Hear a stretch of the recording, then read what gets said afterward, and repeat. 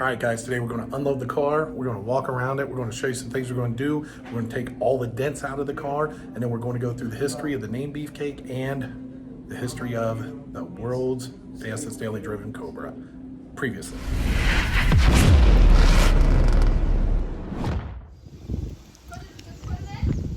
Yeah, put the key in. This Beefcake, my youngest daughter, is going to be pulling the car out. She's so used to new technology, she's like, where's the push button at, LOL? So, then you just turn the key forward till it starts. Keep going. There you go. Fired right up, that's nice. Nothing. Put in reverse, yeah.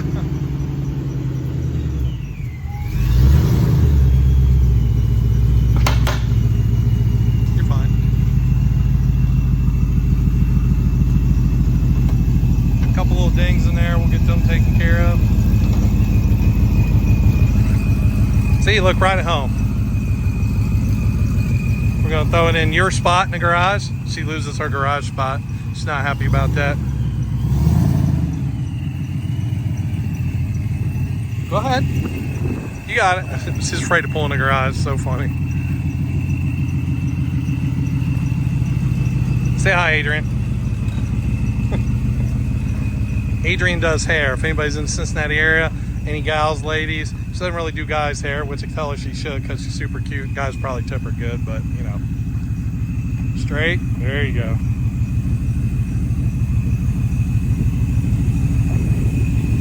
Definitely hit her up if your mom's, girlfriends, wives, anybody needs a haircut on the east side of town or wherever. She has clients drive all the way from Virginia, so. All right. She's tucked in, nice and safe, and we'll get started with some more video. Everybody, Beefcake here. So first thing we're going to do on this car is get some dents out. There's actually 5 dents on the car that I found myself. 2 little ones on the hood, 2 on the quarter panel, and then 1 back here on this side. So my buddy that's coming, Troy, I've known Troy for 20 years now. Troy's been a dent wizard, and he is the best in the business. But I'm going to try to catch him on video because this is Troy. As soon as he comes up and I show him the dents over there, he may have a hat, he may not have a hat, but it's going to be one of these like,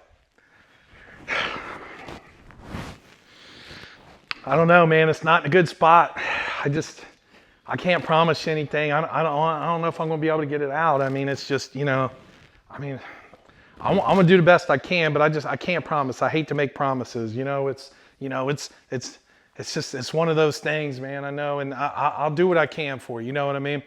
And then when the car's done, they're probably all going to look perfect. I've watched him do this for literally 20 years. So it's going to be interesting. I think he'll probably do the same thing. I'm going out on a limb here, but we'll see. But anyway, like I said, we've got 2 dings up here. I may take some pictures of them for you to see up close, the one over here and a couple on the side, just so you can see them up front. Like I was telling you, it's tough to see in the video and stuff, but you've got, let me try to get an angle here. You've got 2 little dents right here, 2 divots in there. There you go. I think you could see them at that angle. So you got 2 divots in there. If you come back around here on the car, there's a pretty good one right here, which I'm sure you can catch that. You see the light reflecting in there. So that's a good little dent. And then over here on this side, you'll see, if you look down, you got 2 kind of flat spots in here where I don't know, it's like somebody banged it, but there's no paint, you know what I mean? So it's not completely creased. So I think Troy's going to do a great job, but I think I hear him rolling up the hill now. So let's put this back up. What'd you say? I'm not, I'm just testing some stuff out. What'd you say? What are we going to do with the quarter panel? So you got the, you got a quarter here. Yeah. Okay. Then we got, what's up, buddy? Then we got a couple here. Goodness, look at that crease. I don't even see a crease, man. Like, here we go. And then you got. I was watching a YouTube video on this last night. Oh yeah? Yeah. Everybody was. Mike Michaels was his thing here. Yep, you got there, you got 2 up here. That's the ones that I seen, but you're better than me, you know what I mean? No, I'm not. You're the best in the business, buddy. No, I'm old. Yeah. Yeah, oh yeah, you see that crease from this side. Now you see the crease. Well, I mean, you know. How's the engine?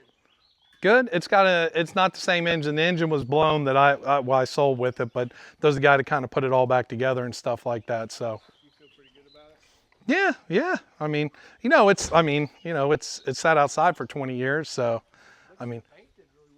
Yeah, they did a 1 stage on it, so it could use a good 4 stage. I'll probably end up, just because the hood's darker from the years of, you know what I mean. But it'll be good. Wheels look great. Yeah, well, he put those wheels on. Those are new wheels. So,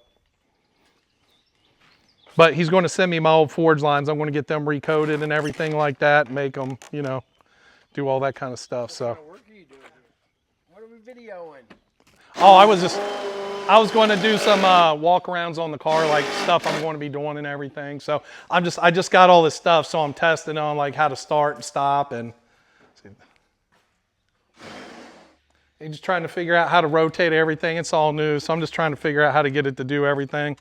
Don't put me on any videos. You're way too famous. Whatever. I'm telling you, I know you are, and people tell me this morning, Mike Michaels is like, I watched Beefcake last night. He got his car back.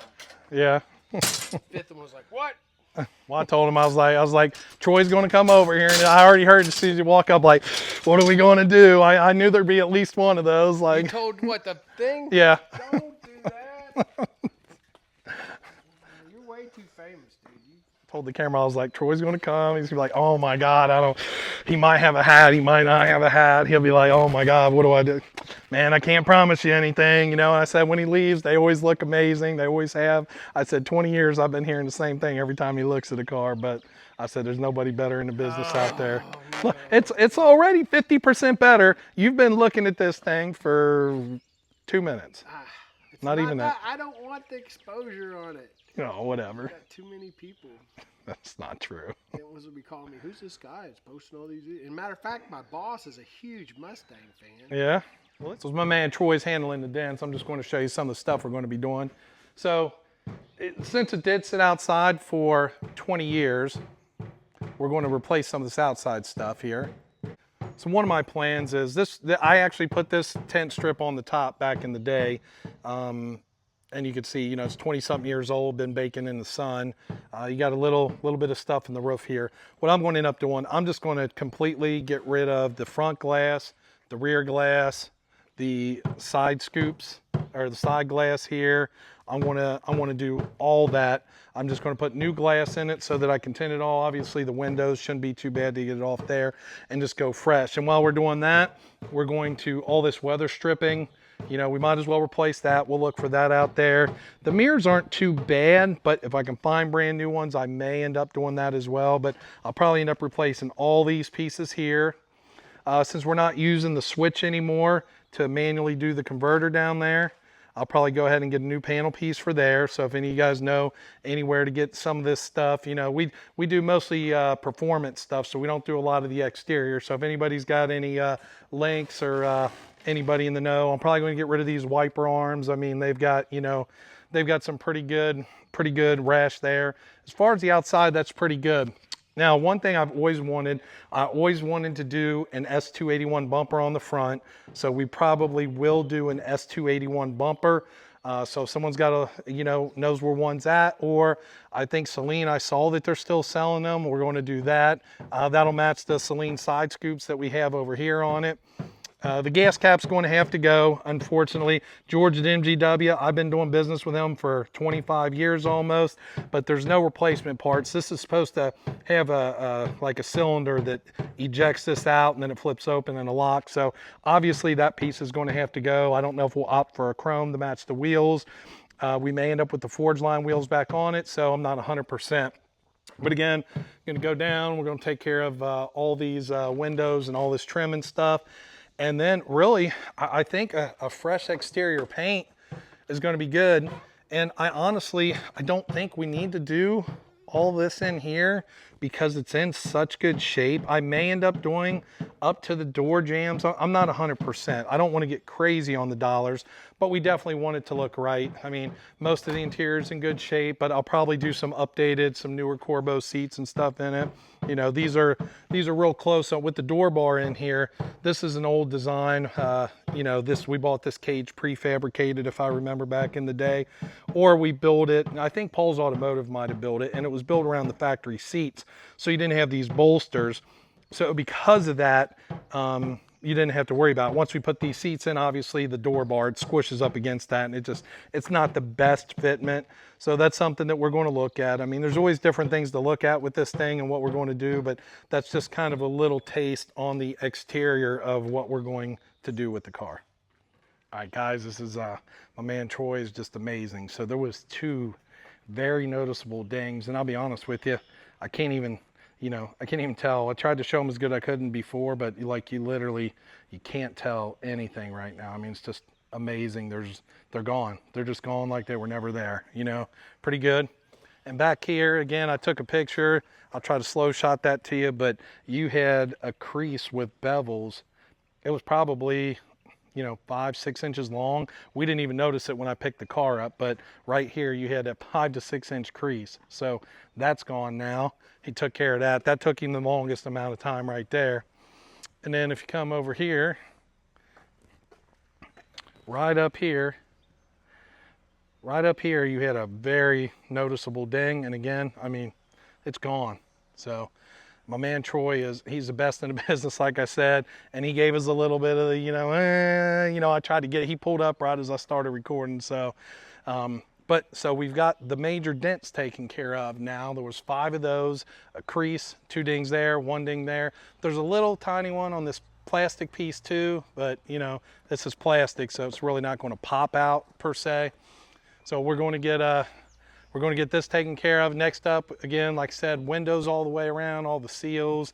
Gonna get some fresh tint on here, some of the new IRX stuff, something that's really nice ceramic. We're going to get it dialed in and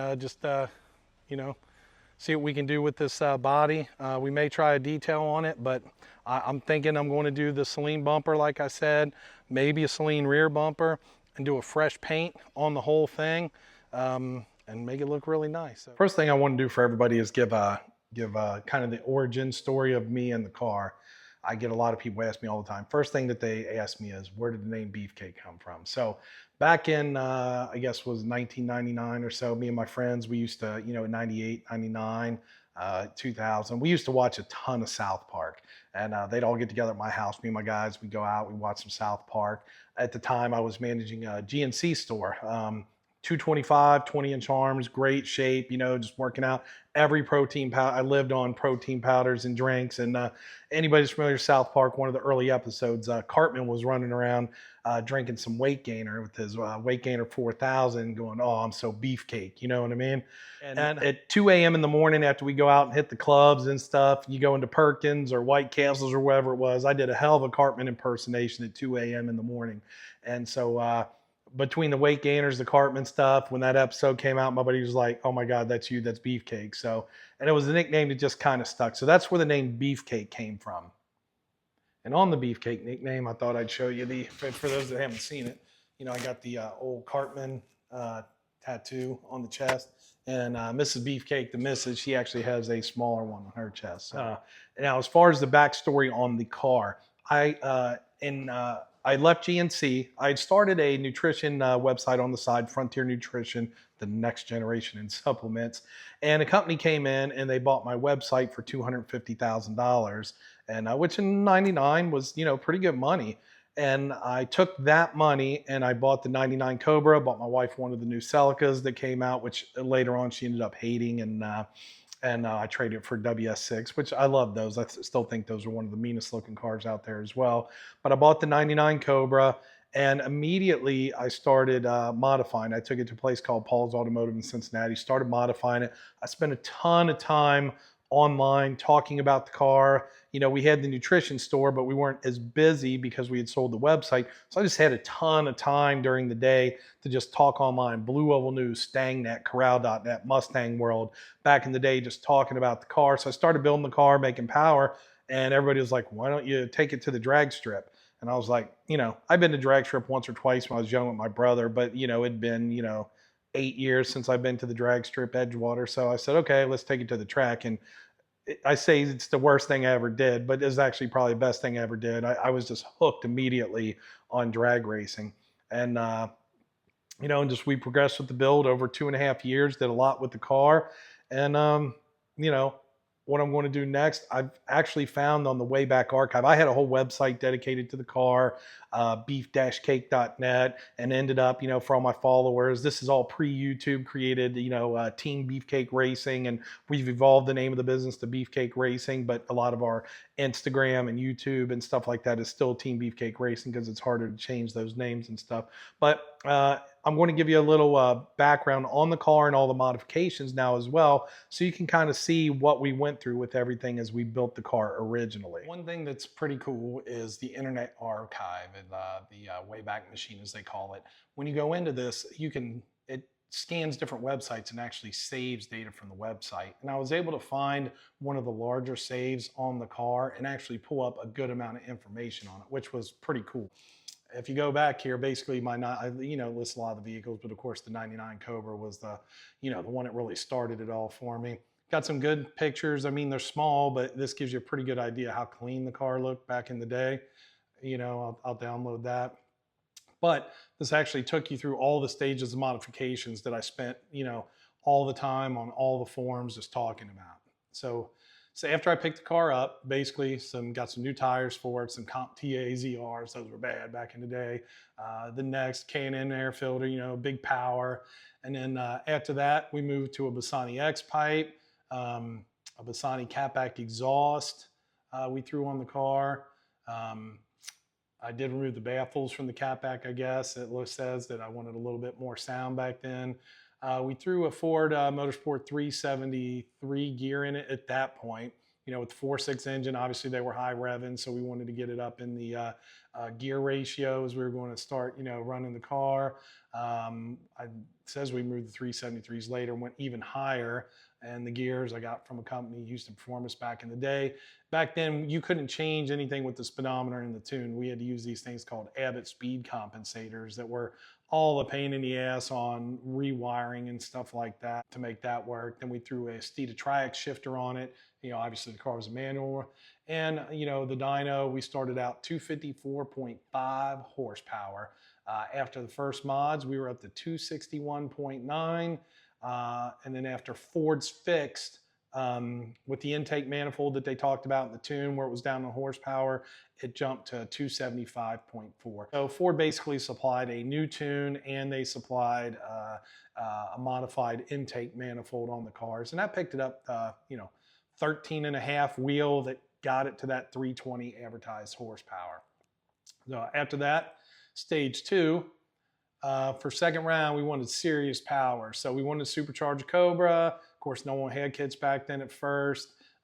Ford went to that returnless fuel system in 99 and nobody had a clue what was going on there, when you talk about that and everything. We decided before adding the blower, we'd start working on it. I had Paul's Automotive do a built motor on it. And so I decided to forge the bottom end and had them go through and do all that. All the different, things we did with the engine, the head porting, that's all in there. I mean, I don't think most of these pictures, when you go in there, a couple of the pictures pop up, but not, all of them. I think we were getting a little bit more there. But I don't know, sometimes when you click on these with the Wayback Machine, it doesn't give you everything you want to see. It archives some of the stuff, it doesn't get it all. But so we had the head porting. So then we go to stage 2, or the head porting, and then we have part 2 of stage 2. Some was the engine dismantled, the crank rebuild, stock flywheel we used. What else do we do here? They did have stronger metal, it says, back on the 99 Cobras back in the day, so we did still use that. Did the head porting. Part 3 of the second round. That was just some crank rebalancing. Looks like we had JE forged pistons back then and some Manley forged rods.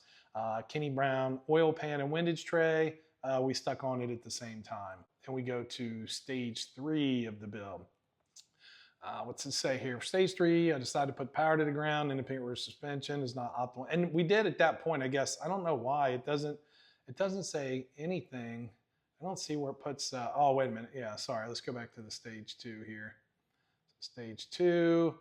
After the engine was done, put the back together, we did get a Vortec that we made for the car. So we had a 36-pound injectors, Pro-M mass air meter, Ford Anderson power pipe. The car was pretty lean at the time. MAF was pegged around 5,200. So the car was running lean, 7,000 red line. That wasn't too good. So we moved the power pipe. That gave us 100, 200 more RPM. But the car still fell short of red line. We decided to order another MAF and just run the car till we got everything together. We didn't want to hurt anything. The dyno runs after we added that blower, 443.9 wheel horsepower, which back then was pretty good, but we were actually only taking it to 6,000 RPMs on the dyno, even though this had a 6,800 RPM red line. As we go to stage 3, so after we had the blower on, we're putting power to the ground. You know, IRS obviously was, you know, it was a horrible design by Ford.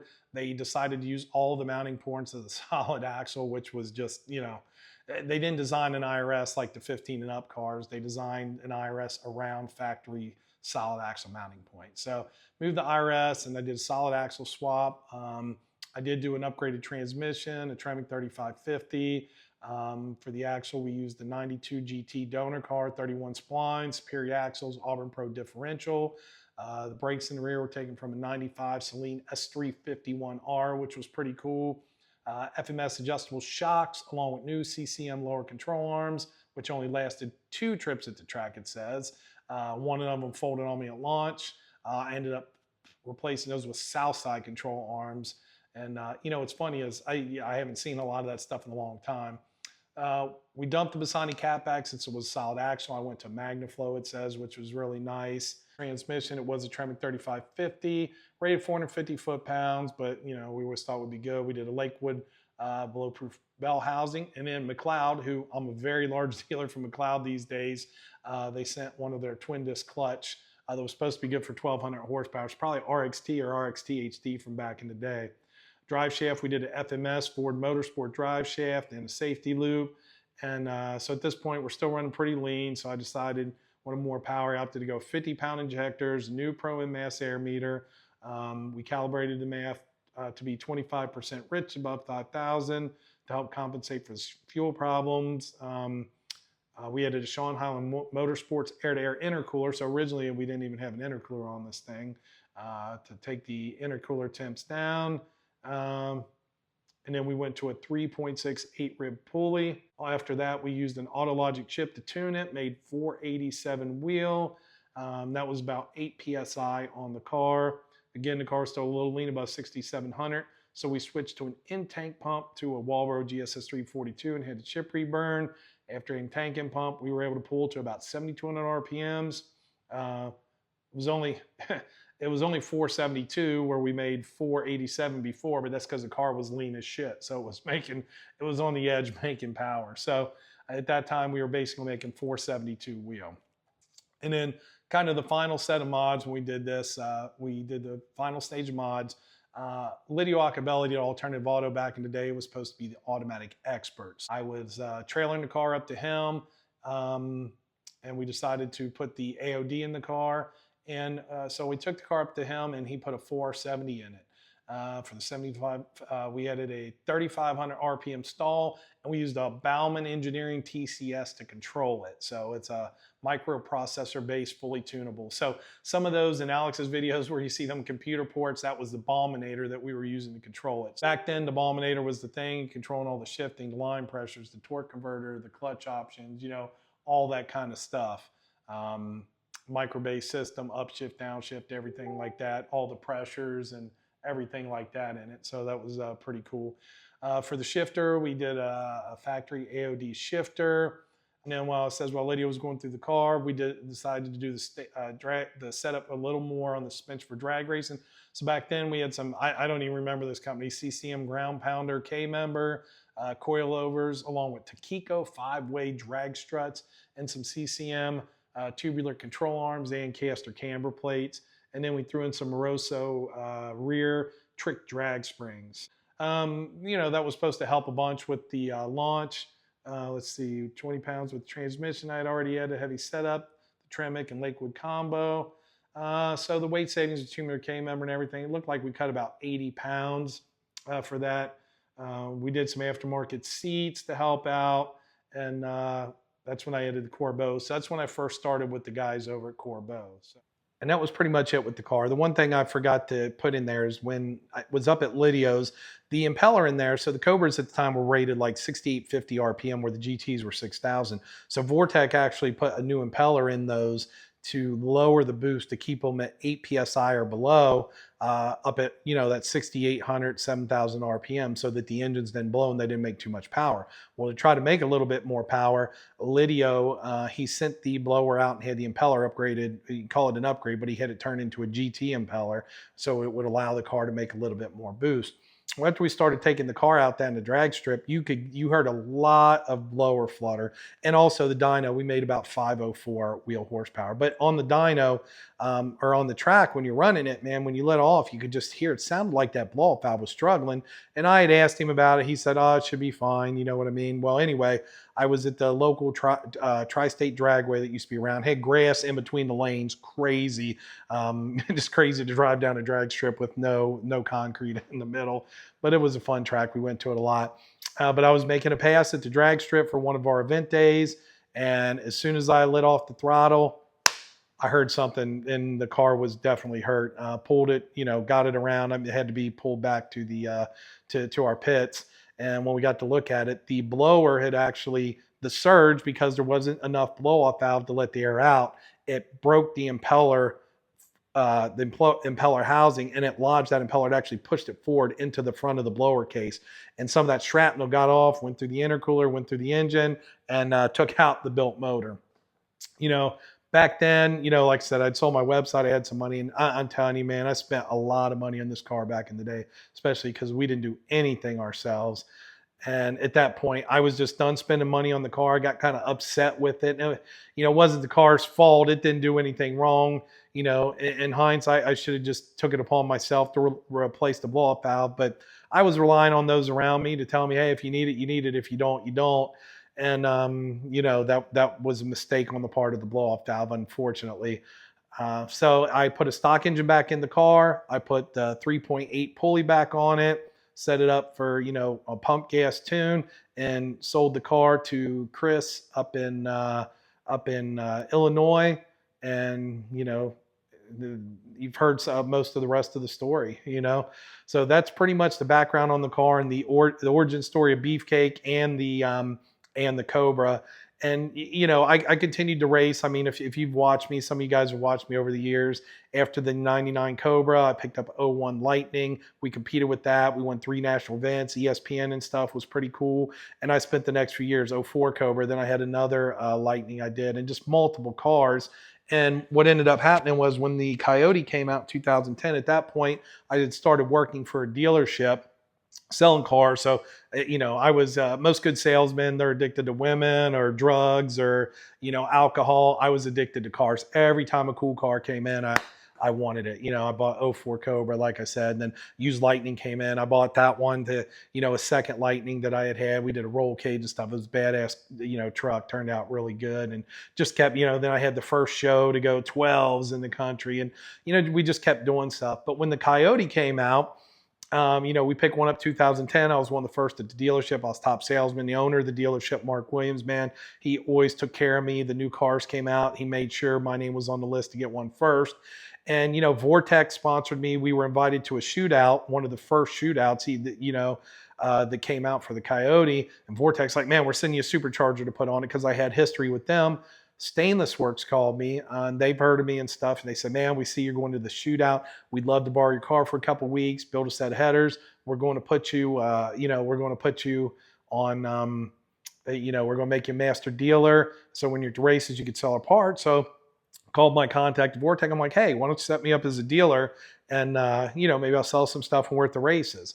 And they're like, yeah, it's a great idea. So officially January of 2011, Team Beefcake Racing was launched. I still had the domain from, all my followers and stuff. And we just transposed that over to the website.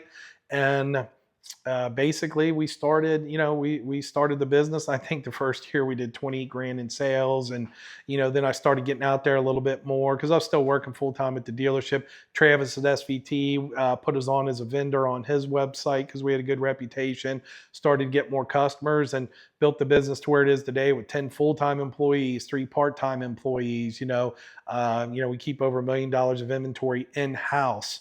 We do drop ship stuff like a lot of places, but there's a lot of Mustang shops out there, but very few of them actually buy and house inventory like we do. So, I'm very happy where all this has come full circle, but I would never have had Beefcake Racing if it wasn't for the 99 Cobra. That's why, I seen, Kevin who had bought the car and he saw the car on eBay and his friend bought it and he rode in it once and, history. But, I feel like obviously there's way more history with me. And, I really wanted Alex to sell me the car originally. And, Alex is such a great guy. He gave Kevin his word that he would, have first rights to the car. And, Kevin did buy it. And then, 2 weeks later sold it to me. That's between them guys. And I think he's making it right for Alex as he should. You know what I mean? There's a right way and a wrong way to do things, but I'm definitely happy I got the car. I've talked to Alex a bunch, man, just a super awesome guy. He sent me a bunch of stuff on the links, on the parts. He's making sure I get my Forge Line wheels that I was supposed to get. I want to get those restored to bring that back and everything. But, Alex did an awesome job with the car, and took it very, very far. And, I plan on taking it and, bringing back as much. There's, some different modifications and, some things that are going through my head. I always wanted, and I love the Celine's. To look at the Celine, I think it's one of the meanest cars out there. Back then in the 90s, early or late 90s, early 2000s, a WS6 and a Celine Mustang, man, I thought those were the 2 most aggressive looking cars on the road. So I think I'm going to they still sell them. I think I'm finally going to do that Celine front bumper and rear bumper on the car that I always wanted way back then. I always wanted to do that and just never got around to it.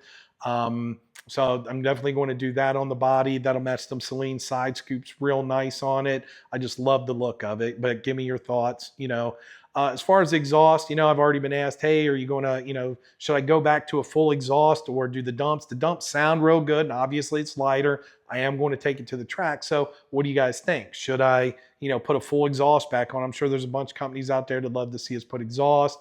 Suspension, man, there's a bunch of great companies I deal with, UPR, BMR, Steeda. We sell tons of parts for all those guys. So, I'm sure one or more of those guys would love to be part of the build. I'm sure I'll be talking to those guys. I do everything with Viking, so I think Viking will definitely come on board with the build.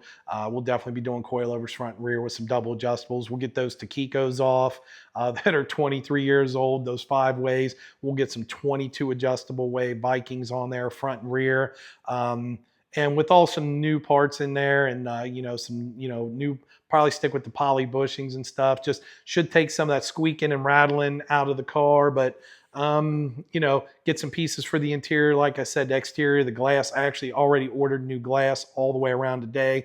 Going to tint the windshield 50%. So I kind of got cut off in the middle. I got excited and put my hands up, and my camera here, it actually shuts off when that's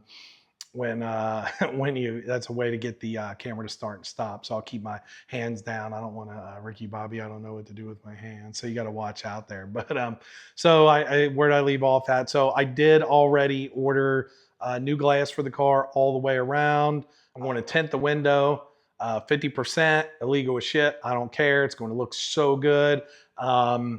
I'll go 15% on the sides. I'll do some the IRX ceramic stuff that's really nice. Windows will be fresh, new seals all the way around, like I said. And I think the car's going to look really good. We'll get into the engine bay, cleaning it up. Definitely going to clean up the engine bay.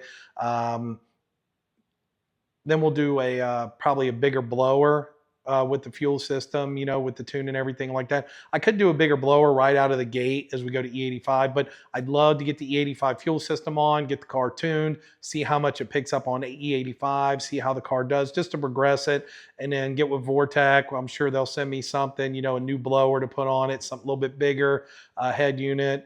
and just depend on how far we really want to push it, because we're already pushing, 14 and a half, 15 psi. So maybe a JT trim or something. V3 Ti, just something to get a little bit more power out of it, but still has a great low end and everything. That's my thoughts on for now, what to do with the progression and everything. I'd love to hear all you guys, your thoughts, what you'd like to see, what you want us to do. I've got a pretty good idea in the back of my head, but I know that you guys, there's a lot of guys out there with a big following. Our YouTube doesn't have as big, but I'm sure hoping some of the Cobra guys will come over and finish following the build as we take it over and try to bring this car 100% back. And again, I can't thank Alex enough for resurrecting my car from the dead. Again, he's been a super great guy, helping out with a lot of stuff. And I watched every video. Like I said, definitely follow Legit Street Cars, man. I've never seen anybody does better videos and just so involved. And, he's got a bunch of great subscribers out there. And hopefully some of those guys will come over and check us out. We do stay mostly in the domestic market. We got a ton of projects. I got the 2022 F-150 Lightning with the Vortec, 2024 Whipple Mustang GT. I got the 2015 Mustang GT with the BL Fab single turbo. That's what I consider a race car, but it's still 10-speed. Got the 67 Cutlass that we're doing a Gen 3 10R80 Coyote swap in. So just a lot of cool projects.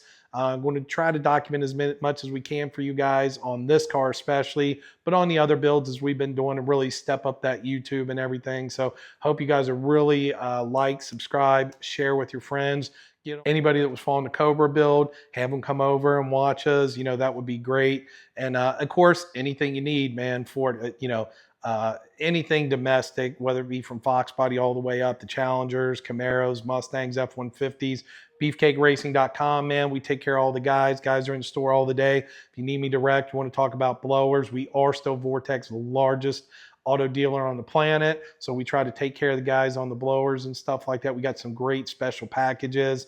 Our BSS kits, we've got Coyote superchargers starting at $47.95. Just an amazing deal. USA company. All the money stays here, man. They take care of the guys a lot. They come out to the races a lot. We actually vend at the races a lot for them. So please come along with us. Again, like, subscribe, share, man. I appreciate you guys watching. Hopefully I didn't ramble on too much.